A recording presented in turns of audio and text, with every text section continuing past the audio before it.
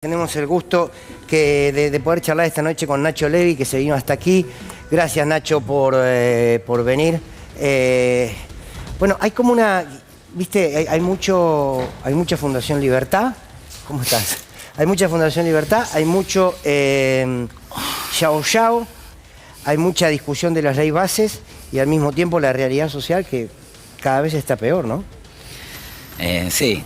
Hay mucho yao yao para celebrar evasores, pero para negar cocinera no vienen al territorio, no los vemos en los barrios y la realidad, si querés empecemos de arriba para abajo, pero si vos necesitás 813.000 pesos para no ser pobre, o sea que necesitas 10,4 planes potencial trabajo, si necesitas 376.000 pesos para no ser indigente, que son 4,8 potencial trabajo, que se evalúa un 48% porque está congelado desde entonces. No es difícil imaginarse qué pasa con los barrios populares de Tierra del Fuego, donde la canasta básica está a 1.100.000 pesos, o del Chaco, donde la pobreza llegó al 65%, o la realidad de los pibes que vos hablabas en el editorial en todos los barrios. Tenés 54% de los chicos pobres y según UNICEF, 7 de cada 10, y un 34% que van a ser indigentes al final del primer trimestre. Y un gobierno que ni siquiera lo recibe a UNICEF, pero toma esas estadísticas para negar el financiamiento de la UBA. Dice 7 de cada 10 pibes son pobres, pero después los comedores no existen. Entonces, si vos trasladás todo eso, el otro día lo escuchaba a Velocopit llorando subsidio y diciendo que bueno, que en realidad si no se hacían cargo de la estructura de costo que estaba detrás de las prepagas, era como que vos mandaras un avión que necesitaba 25.000 litros de nafta, con 15.000 litros de nafta, igual no iba a llegar. Yo digo, bueno, tomemos esa ecuación de Velocopit y cambiemos la nafta por la leche y el avión por el bebé y explícame cómo sería que funciona esa lógica. La realidad de los comedores es desesperante. Los nuestros en particular, somos una orga y no de las más grandes, sostiene la alimentación de 40.000 personas, en buena parte gracias a estructuras como UNICEF, que no son el Estado pero funcionan como sí, y a personas que están del otro lado y colaboran con donaciones, participando con lo que pueden. WOS, El Indio, Arbolito, la Delio Valdés, que en cada uno de sus shows están recolectando. Fin de semana tocó WOS y 2 de los comedores se nutrieron de alimentos con lo que se recaudó ahí. Pero la realidad, algunas fotos en el barrio San Martín de Paraná, Entre Ríos, que queda cerca del Volcadero. No sé si recuerdan un basural enorme durante los años de macrismo. Ahí murió un nene por trabajo de una máquina, y se suicidó un compañero que le decían la loba también, por la realidad de muchísimas familias que comían de ese comedor. Ahí hoy sostienen el comedor 10 compañeras, solo con donaciones, 281 raciones diarias y 100 familias en lista de espera. En el barrio San Juan Bautista de Formosa había 9 comedores y ahora hay 4. En el barrio 13 de julio de Jujuy, solo en las últimas 2 semanas cerraron 5 comedores.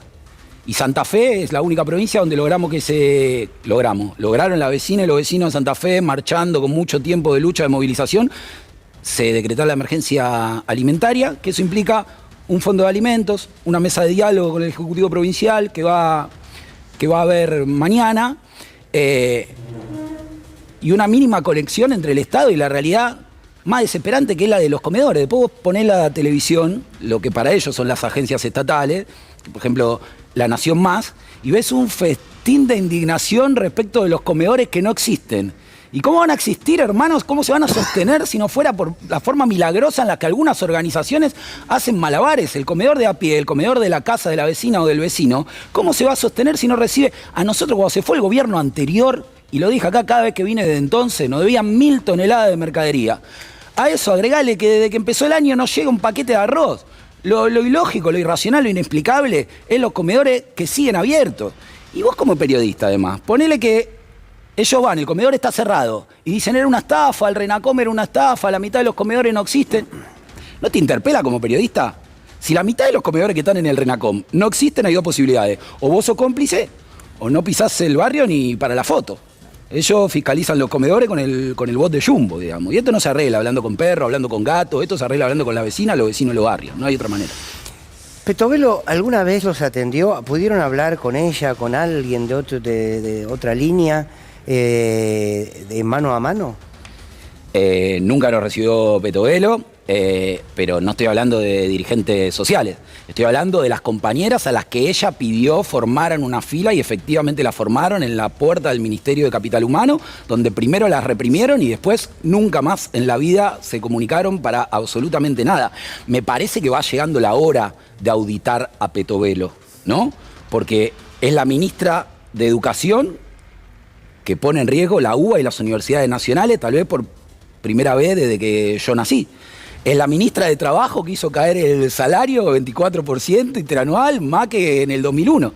Es la ministra de Desarrollo que está haciendo cerrar los comedores. Entonces, ¿cuál es el mérito de Petovelo para estar ahí, además de haber sido la gurú de Reiki de Milei o la productora de Majul? Es realmente desesperante pensar que la lógica imperante en el gobierno es: hubo una irregularidad en un subsidio a un artista, cerremos el gomón. Hubo una irregularidad o nos parece que hubo en un comedor, cerremos la provisión de alimentos. Hubo un docente que adoctrina, cerremos la UBA. Es como un cirujano que por un raspón te amputa. Vas 4 veces porque después no te quedan más miembros. No hay forma de pensarlos de otra lógica. Ellos están avanzando en una línea que tiene que ver con el superávit y nada más que el superávit. Vos llegás a la terapia intensiva, sacrificás a todos los pacientes y te van a sobrar cama. Sí, pero no creo que te aplaudan, salvo este personaje. Avi. ¿Qué haces, Nacho? ¿Cómo te va? ¿Cómo va? A ver, Petovelo, una de las cosas que tiene es la reivindicación del presidente. El presidente realmente está muy contento con el desarrollo de Petovelo y sobre todo te faltó ahí también los medicamentos oncológicos, ¿no? Claro. Que también lo recortó. Más toda la atención de lo que significaba a nivel nacional en el territorio.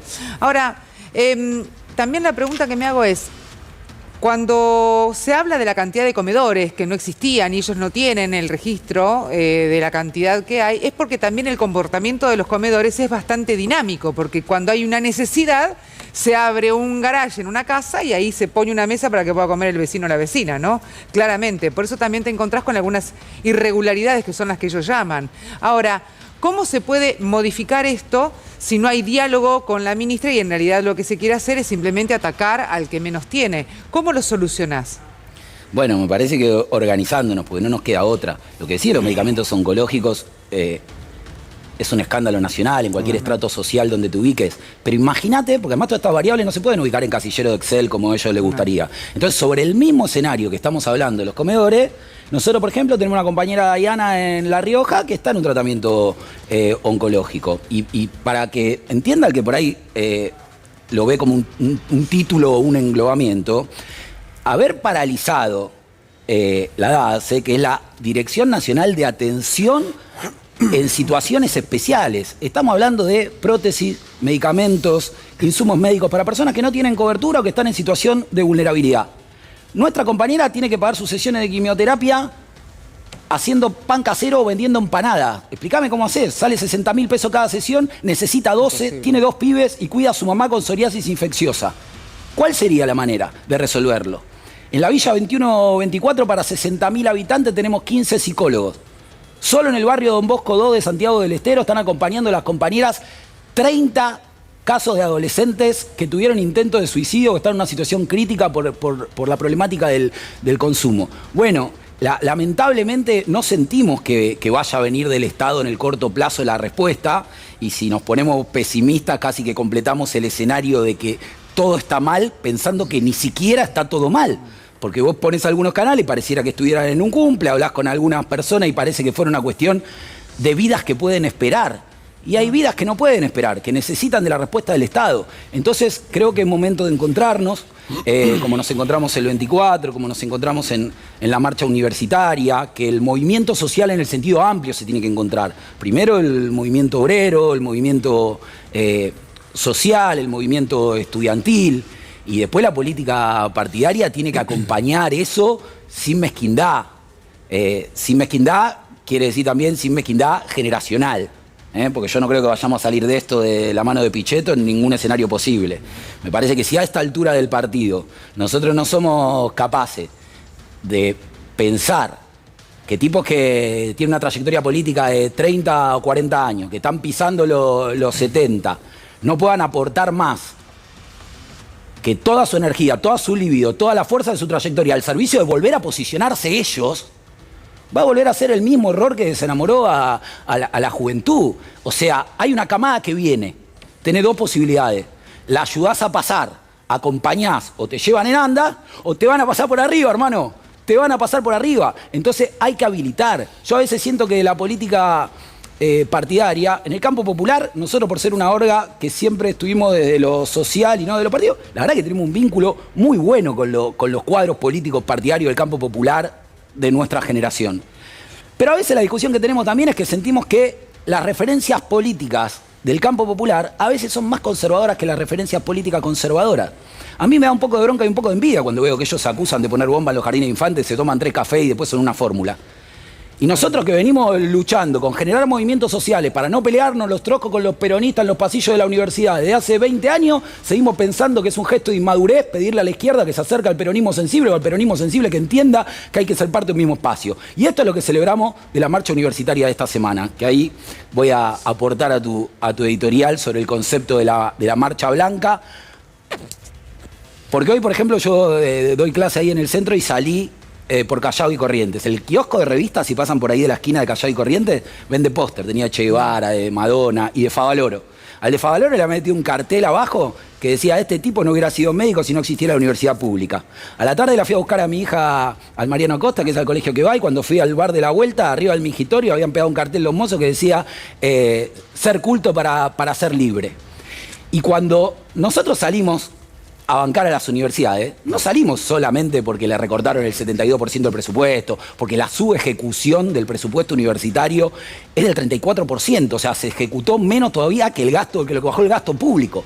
A la Universidad Nacional de La Plata le llegó una factura de luz de 14 millones de pesos. No hay que ser economista para darse cuenta que eso se cae y el valor que tiene la universidad pública para nosotras y nosotros. Pero en lo pragmático, también es un mundo intrínsecamente relacionado con los barrios populares, donde es cierto que muchísimos de los jóvenes no llegan a la universidad. Nosotros tenemos convenio con la mayoría de las universidades nacionales. Por ejemplo, la Universidad Nacional de La Plata tenemos una diplomatura de gestión y promoción de la salud comunitaria que la dan las compañeras que hicieron la posta en la pandemia. En la Facultad de Periodismo tenemos una cátedra de comunicación popular. Con las universidades de Tierra del Fuego y del Litoral tenemos convenios para que los estudiantes den apoyo escolar en los barrios populares. Con la Universidad Nacional de Córdoba tenemos un engranaje para que acerquen donaciones que van después a los comedores donde no llega el Estado. En la Universidad Arturo Jaureche de Florencio Varela, el 89% de los estudiantes son primera generación. Entonces, desde ese lugar, si bien es cierto que el factor mayoritariamente blanco de la marcha evitó, por ejemplo, que se aplicara el protocolo, también es cierto que es momento de encontrarnos. Necesitamos que todos quienes entendimos que sin la universidad pública no tenemos patria, entendamos también que sin alimento no tenemos vida, no tenemos universidad pública. Ojalá podamos alcanzar ese nivel de unidad y de masividad en las calles también para esta demanda que es absolutamente urgente y prioritaria de compañeras que vienen poniendo el lomo de toda la vida y nos hemos cansado de decirlo acá, sin salario, sin vacaciones, sin cobertura médica, sin aguinaldo y ahora sin alimentos también. Pero ¿y por qué no se ve? Perdóname, Fer, pero ¿por qué eso no se ve? Porque, a ver, hay un sector que lo estamos viendo tranquilamente, o sea, nosotros lo vemos a eso, lo vemos, lo palpamos y lo mostramos. Ahora, ¿por qué no se ve en general? ¿Qué nos está pasando? Porque ahí hay una respuesta, algo, en algún lugar fallamos, diríamos. Yo creo que no se ve desde hace mucho, por eso existe la garganta también. Creo que no se ve desde siempre. Si yo te pido que me nombres un colega tuyo de la tele antes del Pitu Salvatierra, que viniera de un barrio popular, salvo las 3 compañeras nuestras que pasaron este día por este estudio en el programa del inmenso Esloto, no hay caras, voces, realidad de los barrios populares en los medios de televisión. Y si te pregunto cuántos jefes de cátedra de la universidad conoces de los barrios populares, que hayan encabezado plataformas, listas sábanas de la política partidaria, que estén ahora en los tribunales de la justicia. Entonces, cuando nosotros bregamos por la defensa de las redes de cuidado, que son las redes que ellos desprecian, el trabajo que hacen todas estas compañeras, porque nosotros sabemos qué pasa cuando esas redes no están. Cuando esas redes no están, aparecen las otras, sí, claro. Las que aparecieron en México, en Colombia, en Rosario.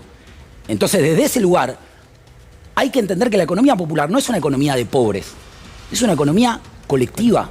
que vos tenés que fortalecer y empoderar, porque eso además facilita la redistribución no solo de la guita, sino también de los derechos, de la visibilidad, que después te permite dar una discusión entre personas que valoran la vida del otro por igual. Y me parece que lo que está pasando es eso, porque además tenemos un gobierno que milita todos los días la idea de que gobernar es llenar planillas de números o llegar a resultados de ecuaciones. Vos no administrás números cuando sos presidente, vos administrás vidas humanas, vidas que no pueden esperar. No, te metiste a hacer política, hermano. Hacer política es sembrar, es cosechar, es hacer botánica, no es deforestar. Pablo. Nacho, ¿cómo te va? Buenas noches. No sé si lo viste al presidente hablando en la Fundación Libertad, o por lo menos el compacto del momento que se hace el humorista y todo eso, ¿no? Ante tanta tragedia que relatás, ¿de qué se ríe? ¿Qué le divierte a Milei? No tengo idea de qué le divierte a Milei, no podría explicar eso ni un montón de otras cosas que no me puedo explicar de Milei. Me parece que construye un personaje mediático que evidentemente tiene llegada y que no creo que la salida sea ni enojarse con eso, ni negarlo. Me parece que hay que entender ese fenómeno y tratar de construir un espacio de credibilidad que nos permita llegar a esos barrios que antes tenían un arraigo a las expresiones del campo popular en la política y en algún momento lo perdieron. A esos jóvenes que lo tenían y en algún momento lo perdieron. Me parece que no va a ser difícil con este andar exponer que la variable sobre la que se sostiene este modelo económico no es el ajuste a la casta, es el empobrecimiento de los trabajadores, de las mujeres y de los jubilados. Esto algunos medios lo llamaban el modelo Perú hasta hace poco tiempo, que es el ordenamiento de la macroeconomía como paraguas de un país subsumido en la más extrema pobreza. ¿Se acuerdan cuando dijo Mondino que la inflación iba a bajar cuando la gente no tuviera plata para comprar? Sí. Igual que eso las es lo que placas, efectivamente está pasando. Entonces vos decís, no tiene plata para comprar, se sobreestoquean de productos, bajan los precios de los productos. Sube la desocupación, se sobreestoquean de empleados porque no hay a quien vender, baja el precio del salario. Entonces, sobre esa lógica, me parece que nos vamos a ir encontrando cada vez más. Tenemos que facilitar eso. Tenemos que encontrarnos, los que compartimos esa plaza, los que compartimos esa marcha, los que compartimos una lucha, los que compartimos una realidad por debajo de la línea de la pobreza y los que compartimos una certeza, una verdad, que es que sin alimento y sin educación pública no existe ningún tipo de libertad. Ana. Sí, Nacho, ¿cómo crees vos que se llega a esos chicos que venías mencionando? Y también otra pregunta tiene que ver con cómo está calando el mensaje de Milei, porque sabemos que desde muchos lados, también los barrios populares no son ajenos a esos, se votó este tipo de proyecto que en realidad tiene más que ver con una oposición a otra cosa. Entonces, estas dos preguntas, ¿cómo cala el mensaje y cómo se puede llegar a esa juventud que también es un gran porcentaje de gente que votó a Milei? Bueno, creo que el mensaje caló hondo y a la vista está por el delirio místico que estamos viviendo, pero que la explicación a eso no puede reducirse a la triada Milei, rico, facho, porque si no, no explicaría qué masa de apoyo tenías y perdiste. Entonces me parece que hay muchas cosas que se hicieron mal, que generaron un enojo genuino y que ya está la autocrítica y que ya están dando este modelo que genera lo que vemos que genera y que a partir de eso hay que construir los puentes que planteás. Esos puentes son compañeras. Desde toda la vida son compañeras de los barrios populares que no por nada están siendo el sector más saqueado y más invisibilizado. Había 43 políticas públicas vinculadas a las tareas de cuidado. De esas 23, 20 ya fueron o derogadas o subejecutadas de forma completa y 15 están en crisis porque hasta el momento no se ve ningún tipo de acción en torno a eso. Pero fíjate lo que dieron de baja, el potenciar cuidado. 143.000 compañeras que hacen tarea de cuidado y tenían solamente ese soporte. Salieron a festejar con bombo y platillo el aumento del 500% del plan 1000 primeros días de vida. ¿Qué esto significa? Sí. De 3.300 pesos Sí. a 19.800 pesos, cuando la canasta básica de crianza está 300.000 pesos. Y como corolario de eso dieron de baja el plan de prevención del embarazo adolescente, que había bajado un 50% la tasa, estaba sido tomando de modelo en toda América Latina. Sí. Entonces lo que no podés hacer es atender a los barrios populares, lo que no podés hacer es atender a las mujeres, lo que no podés hacer es atender a los jubilados. Sobre ese saqueo se basa este modelo y hoy está la luz. Nacho, gracias. ¿Cómo se puede dar una mano a la poderosa, a esa organización social de la cual formas parte. ¿Cómo puede ayudar muchísima gente que seguramente siempre que te escucha quiere hacerlo? Bueno, primero que de esta forma ustedes nos dan una mano y gracias por eso, porque nos permite visibilizar. Y después que no es necesario que sea a la poderosa. Puede ser a la poderosa a través de las redes sociales, nos pueden escribir por cualquier canal, sea para participar, que muchísima gente con inquietud, que por ahí hasta ahora no se acercaba a los territorios, necesitamos eso, entendemos el desarrollo tecnológico y cómo impacta en la juventud el streaming, pero tenemos que recuperar el valor del territorio. Tenemos que pedirle a las fuerzas políticas que se comprometan con revivir el territorio y también a quienes están del otro lado. Necesitamos manos, cabeza, voces, gargantas en los barrios y si no es a la poderosa, a la que te caiga simpática, a la que tengas a la vuelta de tu casa, a la sociedad de fomento, al centro cultural, a la cooperadora de la escuela, pero me parece que como todas las veces que resurgió este pueblo, vamos a resurgir organizados y colectivamente. Nacho Levi, gracias. Sí, perdón. No, Perdón. no, cuidado. Acá. Sí, no haga. ¿Qué es? ¿Qué haces, Nacho? Tanto tiempo. ¿Cómo te va? Ah, Sí, de la garganta profunda. No, pero no. No, Alberto dijo, no había dicho. Tiene el perro vivo, Alberto. Y tuitea. Te quiero hacer una pregunta, pero contéstamela con el corazón, ¿eh? A ver. Prométeme que me vas a contestar con el corazón. Porque si no me prometes, no sé si creerte, Nosotros Nacho. también tenemos miedo. Bueno, haga la pregunta que tenemos. ¿Vos no ves? Pero contéstame bien, ¿eh? Claro. ¿Vos no ves que la economía está creciendo como pedo de buzo? ¿No percibís? No, como dijo el presidente, que la economía, ¿no lo notás? No. Que huele a mierda, huele a mierda. Muy bien. Gracias, Nacho, querido. Gracias. Bueno, nos vamos a una